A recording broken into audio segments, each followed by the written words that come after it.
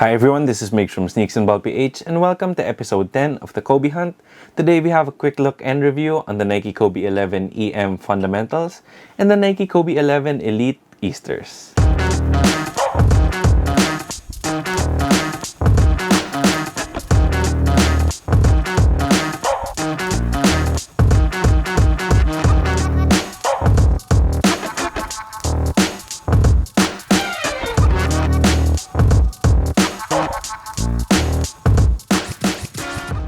The Kobe 11 definitely is a really nice looking shoe and a pretty good performer as well, but a significant part of its appeal would definitely be that these were the last shoes that Kobe played in. Of course, Nike would go on to make the Nike Kobe AD series after Kobe's retirement, however it never really felt the same. Kobe did use these in the 2015 to 2016 NBA season, and this season was a pretty bittersweet one for Lakers fans because they were looking to rebound after, the worst season in franchise history in the 2014 to 2015 NBA season, but instead of trending up, it only got worse. The Lakers did finish the 2015 to 2016 NBA season with the new franchise worst record of 17-65. It definitely wasn't pretty because of all the players that left the Lakers during the offseason, and the only notable names that they acquired in the offseason were D'Angelo Russell and Larry Nance Jr. from the draft, Roy Hibbert via trade, and Lou Williams and Brandon Bass through free agency. Then of course it was Kobe's last season, but he really was pretty far from his former self, just averaging over 17 points per game and around 35% from the field. But of course, Kobe being the Black Mamba that he is, ended his career with a bang by scoring 60 points against the Utah Jazz in his final NBA game. This definitely was one of the iconic moments in Kobe's career,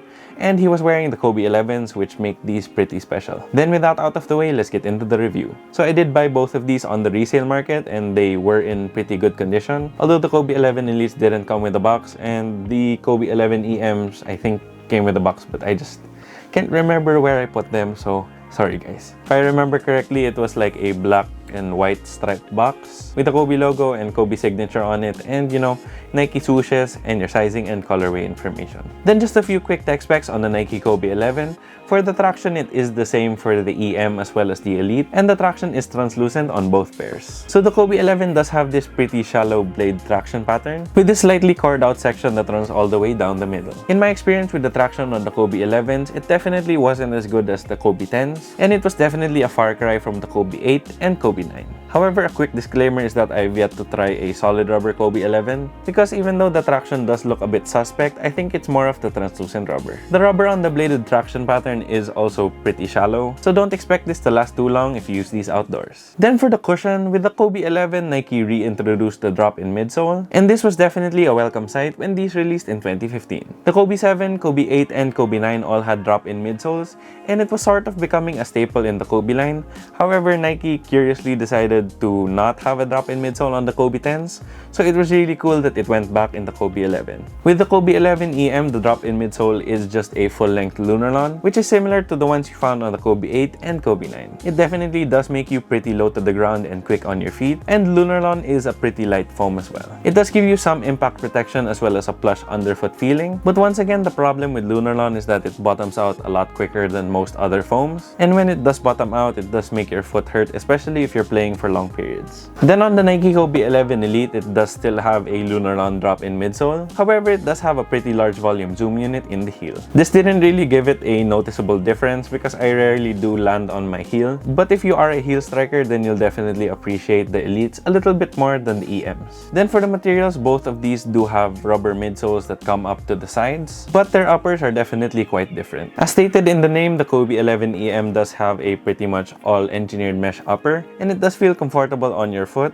even though when you do feel it on the outside, it does feel a little bit crispy, because I do think that they put a little bit of glue to give it some more structure. You also do have a little bit of fuse here near the heel part. Then you have some fuse in this toe run that actually goes all the way through to the lateral side. You also have some more fuse surrounding the lace holes to make it more durable in the long run. Then on the tongue, it does have this thin foam back mesh, and then here at the top you have some synthetic leather. You also have some more synthetic leather here at the back, and then you have a soft neoprene sock liner. Then for the Kobe 11 Elite, you do have an entirely Flyknit upper. Then here at the heel you have some synthetic leather, and then here on the tongue it is nice and padded because you have a very thick neoprene. You also have some more of that padded neoprene here on the sock liner, and for both the Kobe 11 Elite and the Kobe 11 EM, you have these premium feeling flat laces. From a materials perspective, the Kobe 11 Elite definitely feels a little bit more premium with the Flyknit. However, However, the Kobe 11 EM's materials are also really nice because since the mesh is a little bit more open, it feels a lot more breathable. So essentially with the Kobe 11s, it's just a matter of preference if you like a more minimal feeling upper or a more premium feeling one. And also if durability is your primary concern,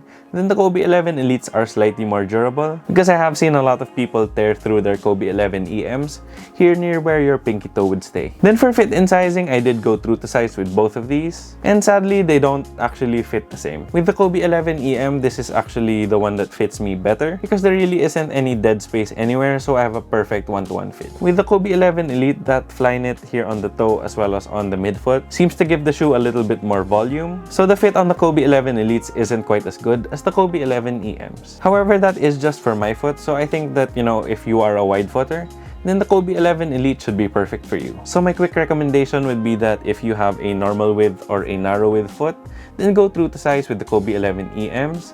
Then if you have a wider foot, I recommend you go up half a size. Then for the Kobe 11 Elite, if you do have a narrow foot or a normal width foot, you can definitely go true to size. However, there is still a little bit of dead space.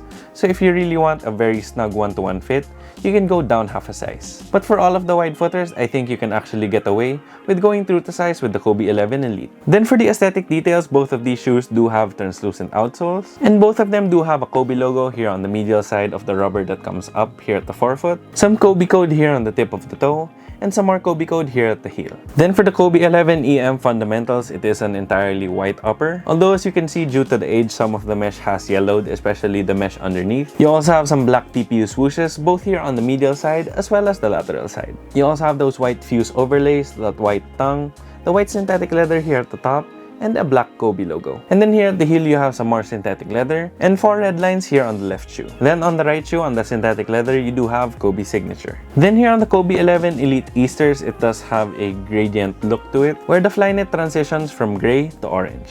You also have these Nike swooshes with this cool sort of circle pattern on it, both here on the lateral and medial side. Then here on the tongue, it's pretty much all gray as well as the laces. And here at the top of the tongue, you do have this dark orange Kobe logo. Then here at the back of the shoe, you do have this orange synthetic leather. And then here on the right shoe, you have this plastic skull. And then on the left shoe, you have those same 4 red lines that you also saw on the Kobe 11 EMs. Then for the overall aesthetics, the Kobe 11 is definitely one of the better looking Kobes of all time because it definitely has that sleek look that we all love about the Kobes. Plus the Kobe 11s had some pretty awesome colorways to boot. Since they did make an EM version as well as an Elite version, it definitely gave you a lot of choices in terms of aesthetics because you had some more simple and clean looking colorways here on the EMs. Then with the Kobe 11 Elites, Nike did have a lot more canvas to work on because a lot of the Kobe 11 Elite models had these gradient finishes to them. However, if I were to choose between them, I think I really like the Kobe 11 EMs more just because the Kobe 11 EM looks sleeker than the Kobe 11 Elite. I also love the cleaner colorways of the Kobe 11 EMs, so I do have the fundamentals colorway, but I also love the draft days,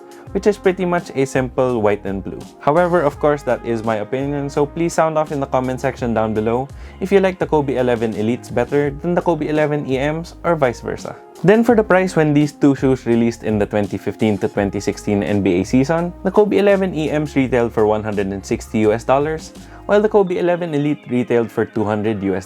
At the time when they released, the Kobe 11 EMs were definitely the better buy because all of the Nike Elite stuff really was pretty overpriced. However, now that it's been 5 years since these released, the prices on these have gone down quite a bit, but it all depends on the colorway. I did buy the EMs for 6,500 pesos or around $130. This Kobe 11 Elite Easter, on the other hand, cost me around 7,000 pesos or $140. So now that we're in 2020, the price on these two shoes aren't really that different, especially when you compare it to the $40 price gap that these had when they first released. I did get my pair from Sir Delbertson Amila, so he does sell a lot of Kobe shoes because he does seem to post another pair of Kobes for sale every week. But I'm definitely happy that I got my pairs from him because he did give these to me at a pretty good price, and they were definitely in very good condition and still very much playable. But as always, if you're gonna get anything on the resale market such as these Kobe 11s, just make sure to search thoroughly to make sure that you're getting the best bang for your buck. So there you have it, guys. That was episode 10 of the Kobe Hunt, featuring the Kobe 11 EM fundamentals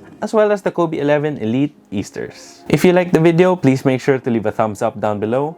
Then if you have any comments, questions, or any suggestions for any future videos, please feel free to leave them in the comment section down below as well. I really did have fun throughout this Kobe hunt, going from the Kobe 1 all the way to the Kobe 11, and we only really missed out on the Kobe 3s because still haven't found myself a pair. But please sound off in the comment section down below if you did enjoy the Kobe hunt, and also comment down below what you want us to hunt for next. Then if you haven't already yet, please make sure to subscribe and hit that bell icon for notifications. It would help us out a lot here at Sneaks in Ball PH.